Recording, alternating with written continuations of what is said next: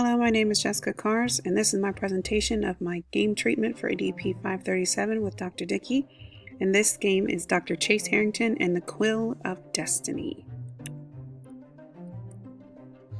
The game is going to be an adventure point-click game, which will be HTML based for easy student access over their Chromebooks in my classroom, and has to be allow for reloadable games so that they can access them over multiple class periods. It's heavily influenced in story and visuals by historic adventure games like Nancy Drew, and also from literature and films like Dan Brown novels like The Da Vinci Code and Indiana Jones.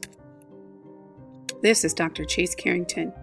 He's a professor at Juilliard in New York, and while working on a historical music manuscript project, he receives a mysterious letter that leads him to search for the lost Quill of Destiny, which is a mysterious artifact that gives whoever writes with it genius-level knowledge and creativity, and has supposedly been used by the great composers of all history. Dr. Hugo Kraus is the one who sends the letter, and who Dr. Harrington has to go meet, and then eventually has a companion in librarian Lily Hayden in the quest for the Quill, and now they navigate together around the world to the birthplaces of great composers of music history, and decode the hidden messages in their music manuscripts in hopes of finding the Quill. Through the adventure, they find that the underground criminal group Del Seno is also racing to steal the Quill, and hopefully they're trying to outrun them before the Del Seno can steal the Quill. And will they be successful?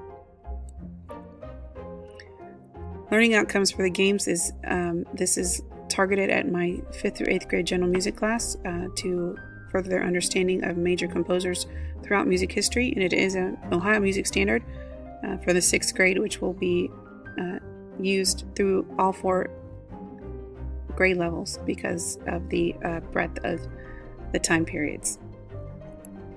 Let's look at our characters. Here is Dr. Chase Harrington. He's a very Robert Langdon type character.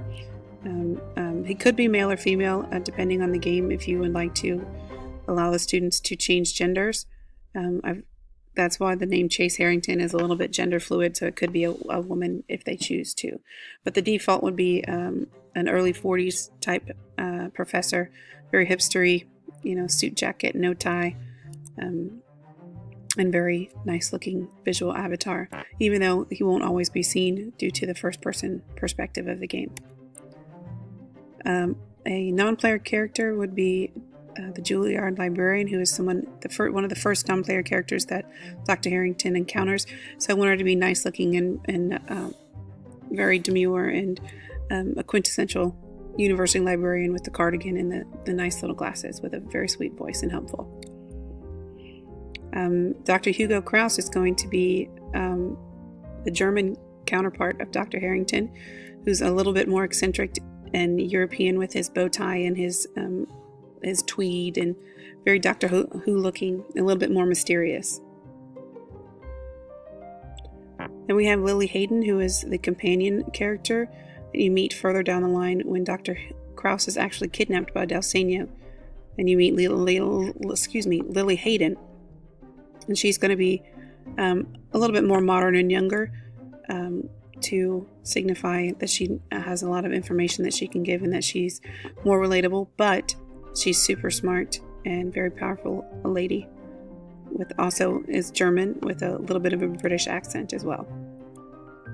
Here we have the Del Seno boss, who's going to be the James Bond type, very three-piece suit, well cut, almost Victorian looking, to kind of give a little bit of a European and historical era.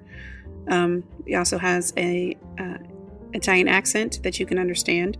However, he might throw in a couple Italian words in the middle, just to give him a little bit of a character. But he is very much so the boss, and you can see that he has a lot of money to throw around to capture the Quill. Then we have his henchmen, the Del Seno henchmen, basically the 4 horsemen here for him. Always going to have 1 female and 1 muscle-bound man to get the job done. Very kind of Men in Black look with the suits and a little bit of a wild hair to show the younger side, to show the the henchman side of them. But they are clean cut and are always going to be seen together. Lastly, we have the environment design, what the game environment is going to look like. I wanted to go for a more realistic approach with to make it seem a little bit more of real life. So here's a Dr. Harrington's class, very light and open and spacious, with a lot of light and environment outside to bring in as well. His office is going to be a little bit smaller and closed off, so that this is where students will do a lot of their research. So they'll spend a lot of time using the field journal in Dr. Harrington's office. Juilliard Library, I wanted to be very spacious and open, and I put in my paper that it should look like it's straight out of IKEA, which this does look like it's straight out of IKEA. So very modern and clean cut and very sharp. And contrasting with Dr. Krause's office, when we go to Europe and we see much darker wood paneling and very old world looking, has that vibe with maybe classical music playing in the background.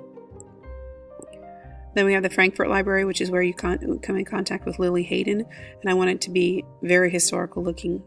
Old books, old manuscripts, mahogany and wood paneling, and just very old world historical context. The composer sites I would like to be very accurate historically, or very realistic.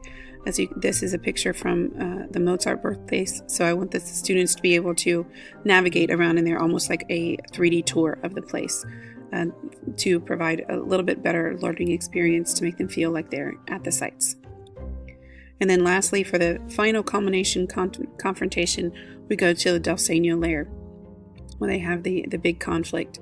And I wanted that to be very film-like, but realistic. So lots of dark with the the light and the architecture to really show off the European side of it.